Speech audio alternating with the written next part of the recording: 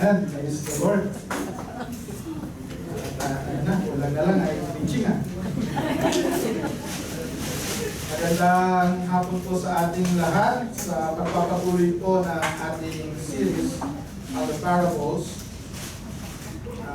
Darako po tayo sa, ito yung parables na maraming tanong. Maraming tanong sila. Yung, lalo na yung tama pa ginawa nung dishonest, tapos, di ba? Para bang dinaya niya yung kanyang master, pero kinument pa rin siya nung master, di ba? Nagtanong ba kayo nung gano'n? Binasa niyo po? Lagi natin tatandaan, yung parable, hindi, yung kabuuan niya ay hindi kinukuha ng talagang literal, kundi lagi natin titignan yung simula, saan nanggagaling yung istorya, at pagkatapos papaano pinaliwanag ng ating Panginoong Jesus. Ganun yung pagkuha ng, ano ba yung pinag-uusapan doon sa parables. No? Okay. Alam niyo po, tayo po ay namumuhay sa material world, pero tayo rin ay namumuhay sa spiritual. Merong Diyos na tinatawag na Mammon, di ba?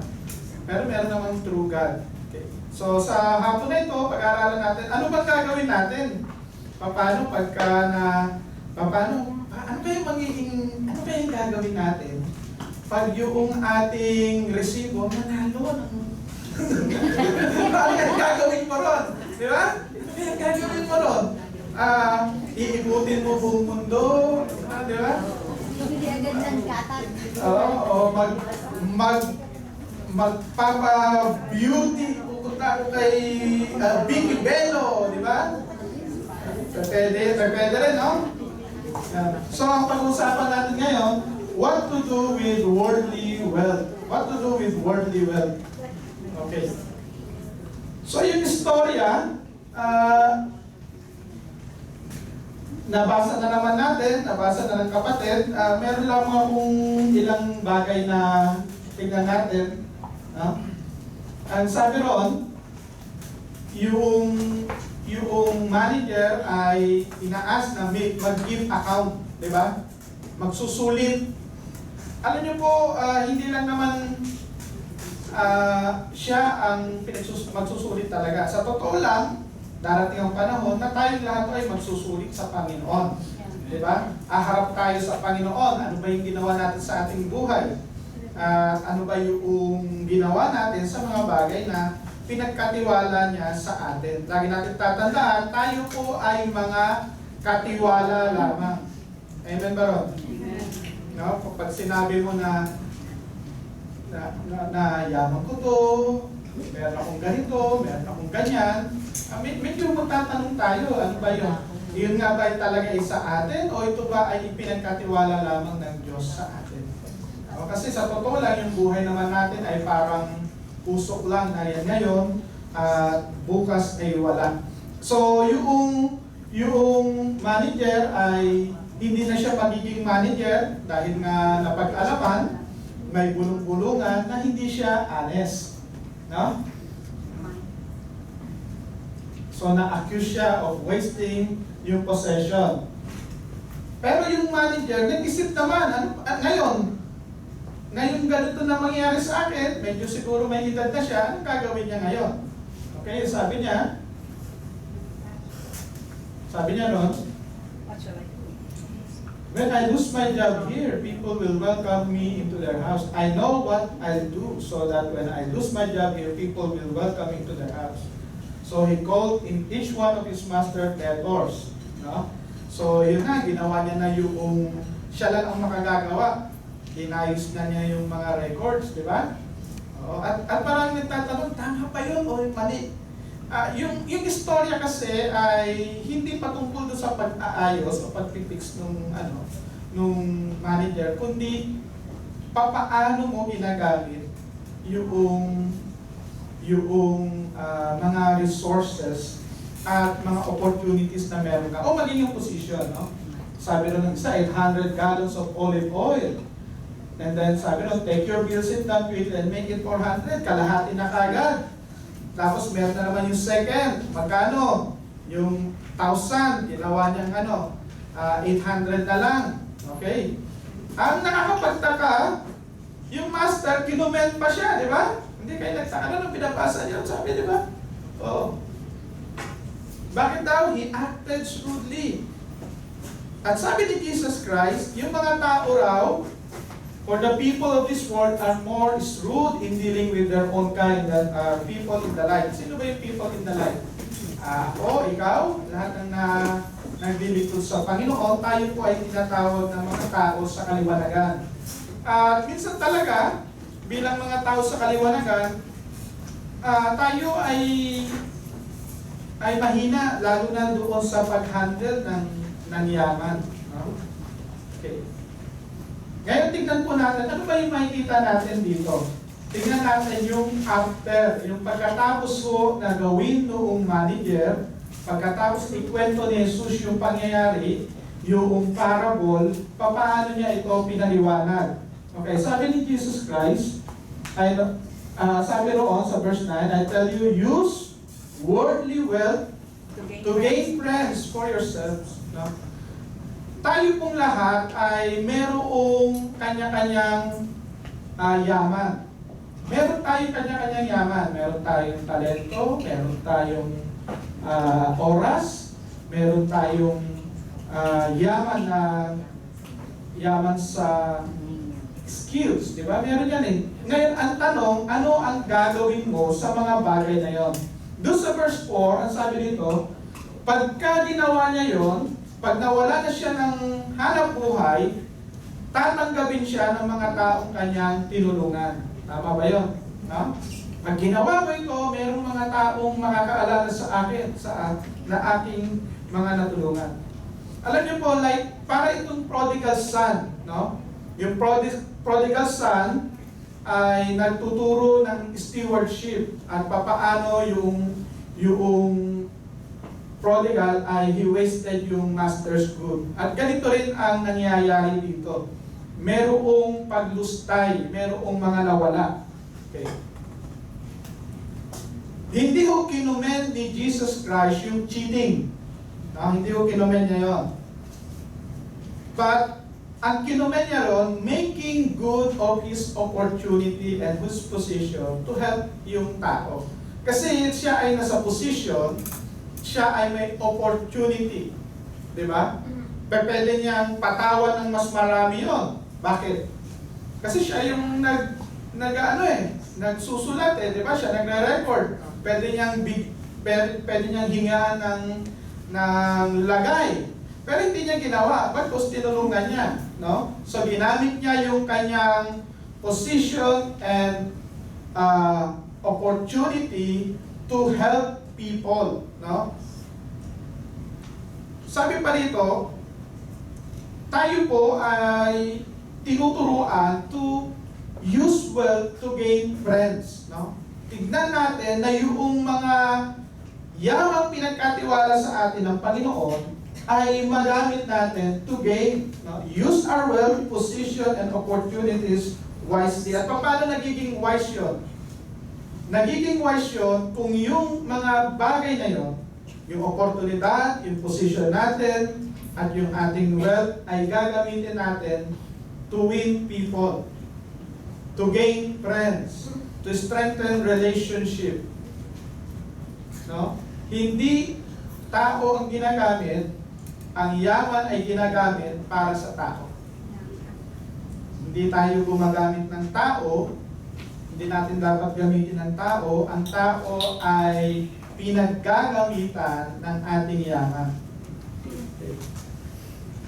Second ho, second, be honest in using worldly wealth. Yung mga bagay na pinagkatiwala sa atin ng Panginoon ay napakaliit para sa mga bagay na ipagkakatiwala niya sa hinaharap. Hindi naman tayo rito permanente sa mundo. Hindi naman tayo talagang taga-mundo. Hindi ko lamang po alam kung inaangkin ninyo na talagang para kayo dito sa mundo. Pero bilang mananampalataya, hindi po tayo taga rito. Tayo po ay dayuhan lamang. Ngayon, habang narito tayo, anong gagawin natin? No? Be honest in using worldly wealth. Alam niyo po, mayroong power sa kaperahan. Di ba? Mayroong power sa money. Kailan lang makita natin, hindi pa naman alam kung talaga saan galing yon. Pero habang nagki-clearing operation sila, may nakita silang 52 million cash, di ba? At napakarami. Pinag-uusapan doon ay pera. Ang salapi ay pwedeng magpondo sa terorista, pwede rin siya magpondo sa misyon. Hindi masama yung salapi, papaano siya ginagamit? Ang issue doon, papaano siya ginagamit? Sino ang tinutulungan ng salapi na yun? Di ba? Yung salapi ay nakakabili ng baril, pero nakabibili rin ng gamit. No, sa ngayon ang PCEC ay merong mission doon sa Marawi. Tumutulong ang Operation Blessing. Davao, doon nagre-repack sila, gumagamit sila ng malaking kayamanan para abutin yung mga taga Marawi. Pakainin mo ang 200,000 katao sa loob ng ilang araw. No? Pera rin ang ginagamit doon. Pero yung habang nagbabakbakan, salapi rin yung ginagamit doon. So, hindi ho masama yung salapi. Papaano siya ginagamit at sa anong purpose siya ginagamit, doon siya nagkakaroon ng kulay. Amen, pero baka naman kayo kasi ay maging mananampalataya na sabi niyo, Panginoon, huwag niyo na akong payamanin. Pwede ba? Mahirap na lang po akong buhay. Baka magkasa. Mali po yun. Kapatid, baka ang plano sa inyong Panginoon ay ikaw ay pagpondo ng kaharian ng Diyos. Huwag mong tanggihan niyo. Kasi ito ay isang pribilehiyo. No? Kasi meron talagang mga tao na ganun ang panawagan. At meron akong mga na-meet personally na sila mismo, alam nila sa kanilang buhay na ginagamit sila at gagamitin sila ng Panginoon as kingdom financer.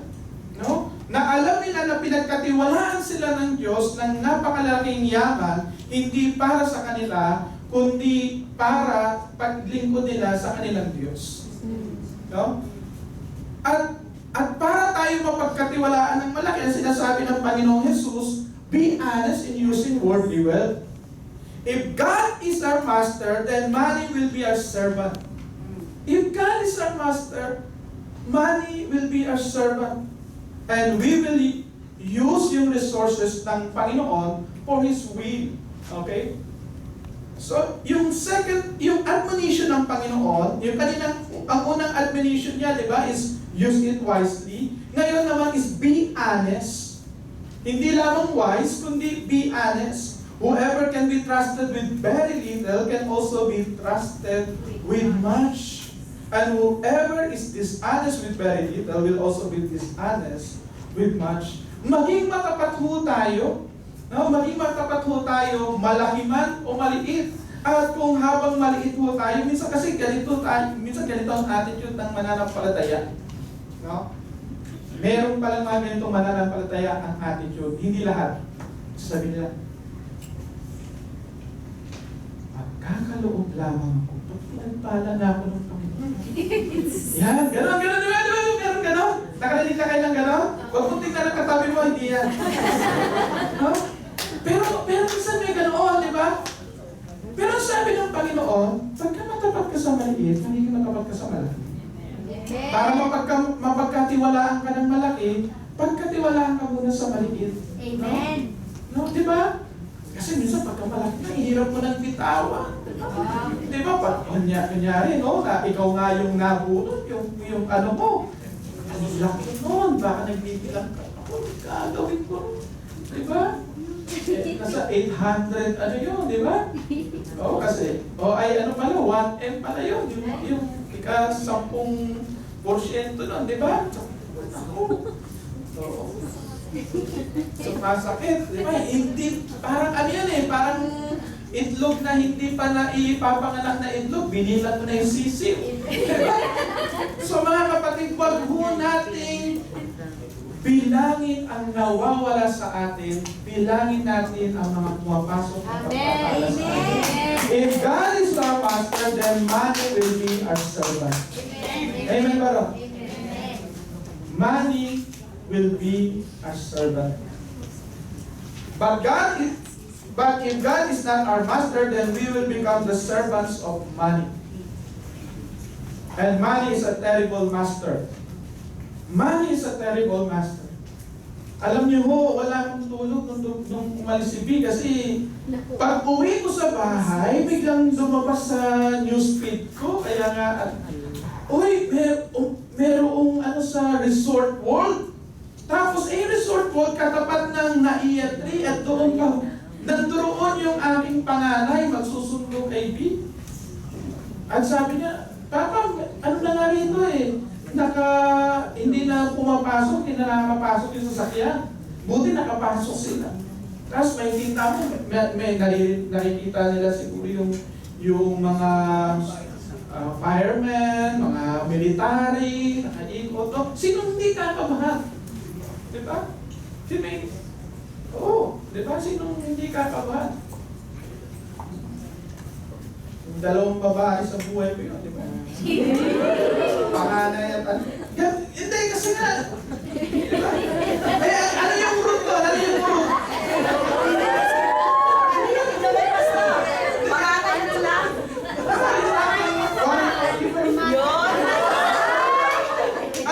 Ano yung root word no? Ano yung root no? Di ba? Merong isang lalaki na nabaon sa pagmamahal sa pera, di ba? Nakakala natin talaga, pati si Trump naniwala na yun ay terorista, di ba? Biro ninyo. Pero yung palang dulo ay sobrang pagmamahal sa pera at then money become his master and money is a terrible master. Money is a terrible master. Once he becomes our master, he will be monster. Yeah. Sabi ni Henry Fielding, make money your God and it will plague you like the devil. Jesus said, make money your servant and use today's opportunity as investment in tomorrow's dividends. Use today's opportunities as investment. At itong master na, itong parable na ito, hindi lang naman patungkol sa pera eh.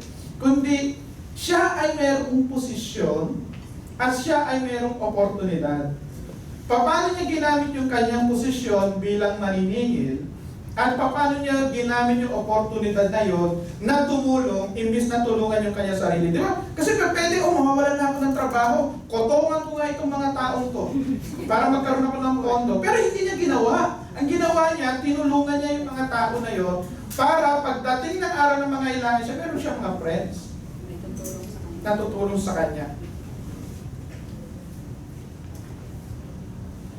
Ngayon, ang pinag-uusapan dito ay let us be a steward. There are many souls to be won and money can help get the job done.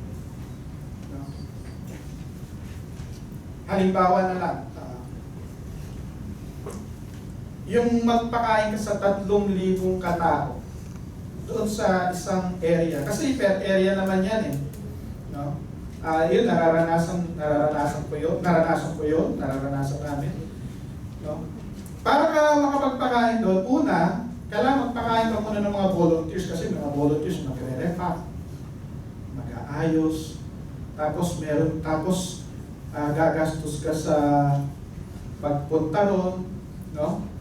Ngayon, meron pang pagkagaling kami ako minsan galing ako Metro Manila, pupunta ako sa isa sa pagpunta ko sa Tacloban, kailangan ko mag-aeroplano. So, ano gagawin mo? Pwede mo sabihin, tutulong ako doon sa na bagyo. Pwede mo ba akong ilibre ng ticket? Hindi di ba? So money can be used for God's glory at merong power doon.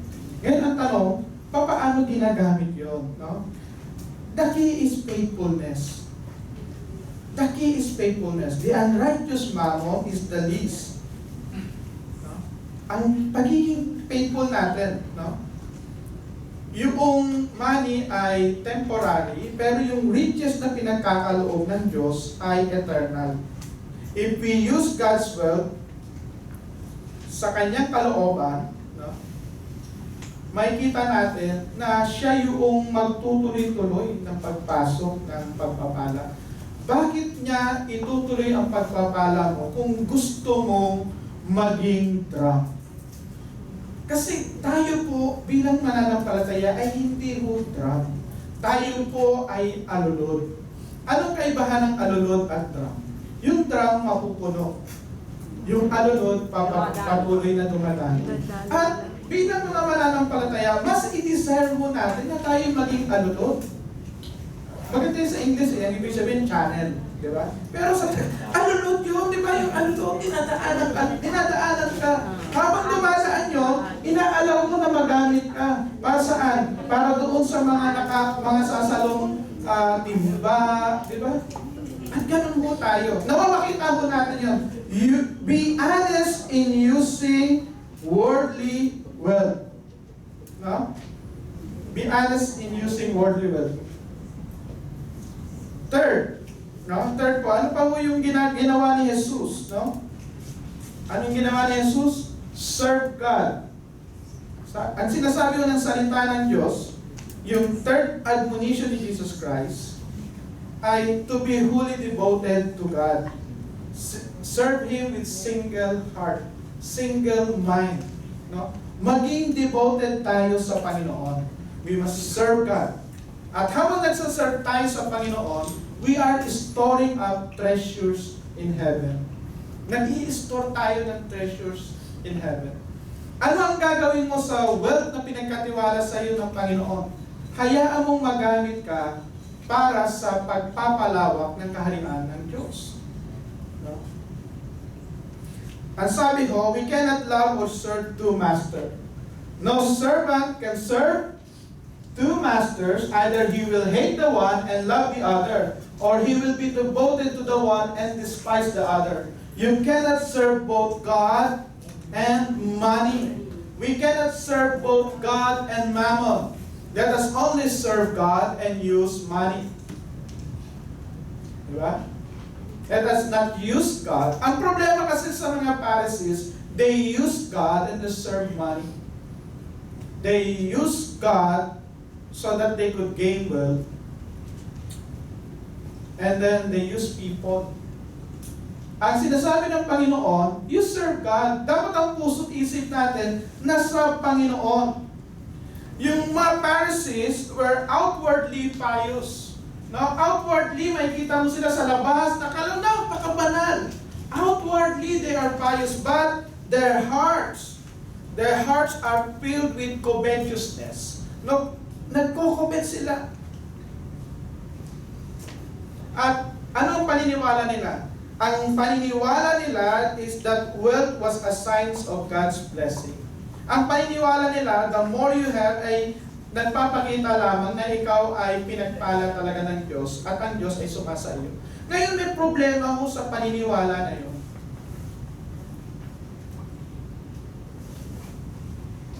Anong problema sa paniniwala na yun? Na pag malaki ang pera mo, tiyak na pinagpala ka. Therefore, spiritual ka. Hindi ho totoo yun. Bakit ho? Sipin nyo na lamang ho, yung inyong mga pinaglilingkuran, sila ba may takot sa Diyos? Kaya lahat? Sila ba'y naniniwala sa Diyos? Lahat? Sino? Isipin nyo na lamang. Yung laki ng pera na nakuha sa clearing operation, ibig ba sabihin yun dahil meron silang 52 million in cash, bless sila? Kung ang sukatan natin ng pagpapala ay salapi, may problema ho tayo. Pinagpala ako ng Panginoon, meron akong ganito, meron akong ganyan. Diba? Kaya nga kung makikita natin, susunod dito pa yung istorya ni Lazarus, yung mayaman at si Lazarus. Diba? Ayun, ibig ba sabihin niyo, ay hindi, pastor, ganun pala, hindi magpapakahirap na lang ako para mukha akong spiritual. Hindi naman ganun.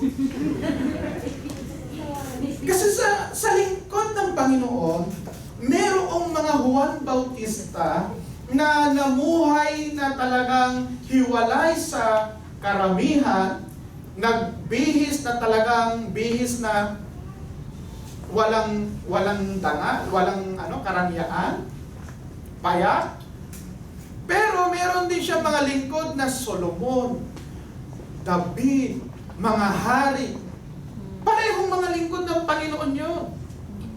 Ang tanong ay, sino pinaglilingkuran nila? Ang pinaglilingkuran nila ay Diyos, at pareho silang lingkod ng Panginoon, at pareho silang pinagkatiwalaan ng Diyos. Doon sa Book of Acts, may kita natin ang katulad ni Barnabas. May kita natin na yung mga believers na mayayaman, pinagbibili nila ang kanilang ari-arian, pinagbibili nila ang lupa para itulong sa gawain. Di ba? Pag binasa mo ang Book of Acts, binebenta nila para Para itulong sa gawain. Bakit? Kasi may mga kapatiran sila rin nangangailangan. Kaya nga doon sa Acts chapter 6, ang pinag-uusapan nila yung feeding dahil meron sila mga kapatiran na tayo na may hirap. So, ibig ba sabihin, pag mahirap ka, hindi ka na mananampalataya? Hindi. At pag mayaman ka, pinagpala ka? Hindi rin.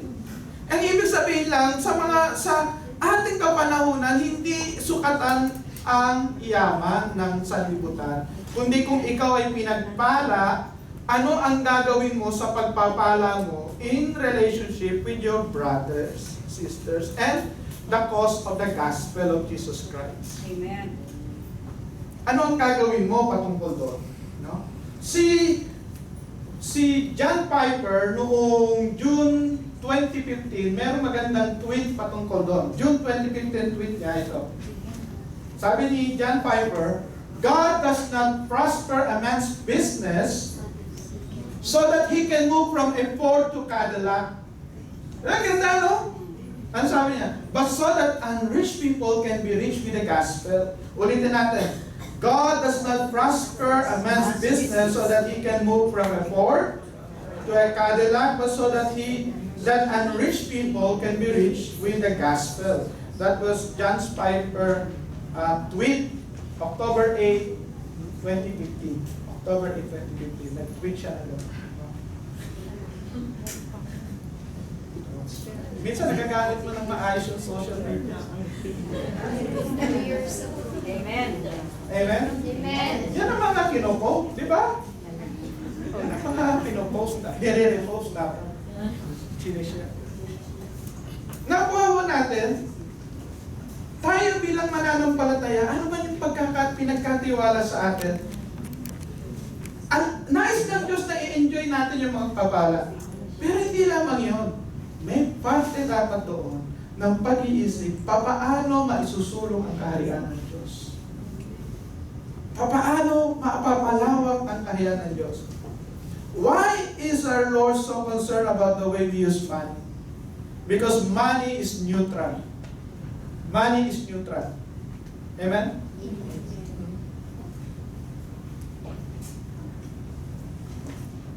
And only God can sanctify it and use it for good. Only God can sanctify it and use it for good. Okay. So people who are unfaithful in the way they use money will be unfaithful in the way they will use true riches of God's kingdom. Marami hong riches ho ang Panginoon. Okay. May kita rin ho natin, pag binasa pa rin ho natin yung Book of Acts, no, itong mga tao na ito, isa pa doon si Barnabas, siya po ang ginamit ng Panginoon, i-mentor si Paul, di ba? I-finance yung ilang missions. No? Tapos si Paul naman, nag-engage sa business, at habang sila nag-business, nagtent making si Paul, at nasusuportahan yung mission. Diba? At nung nakulong si Paul, nariyan yung Philippians who are supporting him para doon sa mission. Nakuha natin? So hindi ho masama yung pera, kundi kung paano siya ginagamit.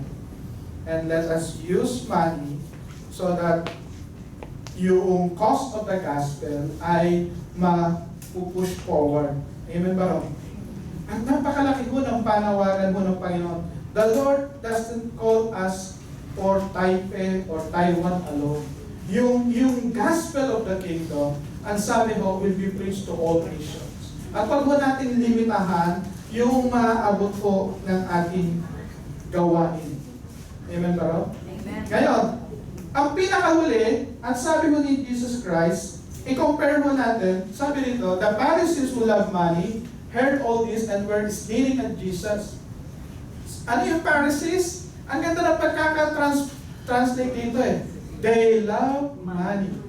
Yeah? The Pharisees who love money heard all this and were sneering at Jesus. He said to them, you are the ones who justify yourselves in the eyes of men, but God knows your hearts. Gina-justify ninyo ang sarili ninyo sa harap ng tao. Mga kapatid, huwag ho natin i-seek ang approval of men. Let us seek the approval of God. Amen. Sa ating paglilingkod, ang hinahanap po natin, hindi yung mapapurihan tayo ng mga tao. Bait mo yung kapatid. Oo, talagang mukha siyang banal. Kita mo maghulog, kakapal. Pag magpapagoo, nagbigay siya ng gano'n, nagbigay siya ng ganyan. Mga kapatid, seek God's approval. Amen. Ang sabi pa ni, pagka nagbigay ka lang ng huwag mo na sa kanan, huwag mo na ipaalam kay kaliwa. Diba? No? Bakit ho? Alam niyo ho, dito, we cannot detach spiritual from material. Na? We cannot detach yung material at spiritual. Ang sinasabi lang ni Jesus Christ, we should use our wealth to advance God's kingdom. We should use our wealth to advance God's kingdom. At by doing so, we are seeking the approval ni God. Siya lang yung sinisik nating ma-please. Pag ang tao nagsimula ng i-please si God, ano man yung price, kung ang price man ay buhay, katulad ni Stephen. No? Si Stephen ho, kalalagay lang niya bilang deacons, bilang lingkod ng Panginoon, nangaral ng salita ng Diyos, nangaral ng katotohanan. Tuwang-tuwa ang mga Hudyo, binato siya hanggang mamatay. No? Ganun katuwa sila. Bakit? Kasi nangaral siya. Alam niyo, let us seek God's approval. No? Pag tayo naglilingkod, sa ating pagbibigay, sa ating pagkakaloob, sa ating pag-awit, sa ating anuman yung pinagagawa sa atin ng Panginoon, let us seek na mag-glorify si God at ang mag-a-approve sa atin ng Panginoon. Amen. Hindi tayo naglilingkod sa tao, kundi naglilingkod tayo sa Diyos. Amen. At pag ganun na, mawawala yung takot mo, ano sasabihin niya, ano sasabihin nito, ano sasabihin niya. Di ba? Maraming pagkakataon, alam niyo kung bakit nadidelay o minsan na pipigilan ang kahalipang paghahari ng Diyos o pangangaral at ang pagtatayo ng mga gawain ay dahil sa iniisip, kung sasabihin ganito, kung sasabihin ganyan. Bakit? We seek man's approval. But as God's servant, let us seek God's approval. Amen. Let us seek God's approval. Ano yan? Balikan natin. Use our wealth, position, and opportunities wisely to win people. No? To gain friends. And then, once na pinagkatiwalaan tayo, be honest in using worldly wealth. Be honest po. And then circle na ang pagsaservice natin, ang iniisip po natin, nag-iipon tayo ng kayamanan sa langit. Serve God, store up treasures in heaven. And in the end, let us always seek God's approval. Pag tayo ay naglilingkod po na gano'n, anumang mga pagsubok ang darating sa atin, anumang pagpapala ang darating sa atin. Kasi alam nyo, dalawa yung blessing eh. Ay, dalawa yung it's either yung extreme ng kawalan o extreme ng napakarami at pareho siyang pagsubok. Di ba? Sa pagsubok na ang dami-dami mong pagpapala, pag marami ka na bang pagpapala, maglilingkod ka pa rin ba? Mananalangin ka pa rin ba? Amen. O pagka ikaw ay naubusan na, wala na. Maglilingkod ka pa rin ba? Magpapasalamat ka pa rin ba? Pareho mo yun. Amen. At lahat ng yon, ang pinag-uusapan ay usapan ng puso. Nasaan ang puso mo natin? Kung ang puso mo natin ay sa mundo, sa mga bagay dito sa mundo, mapag-iiwanan tayo. Pero pag ang puso natin, ang hinahanap natin, Lord, yung ako ay magiging karapat dapat sa iyo, ma-approve sa iyo, ikaw ang mag-glorify, ikaw yung aking paglilingkuran. Then, hindi mo natin isisip ano man yung sasabihin ng tao, ano man yung gagawin sa atin, pararalan man tayo o hindi, pagtatawanan tayo o sasabihan tayo ng mabuti, hindi na issue yun. Kundi, ano ang sinasabi ng Diyos sa atin? Amen. Amen ba ron? Tayo po ay panandalian tumayo. And let us ask God na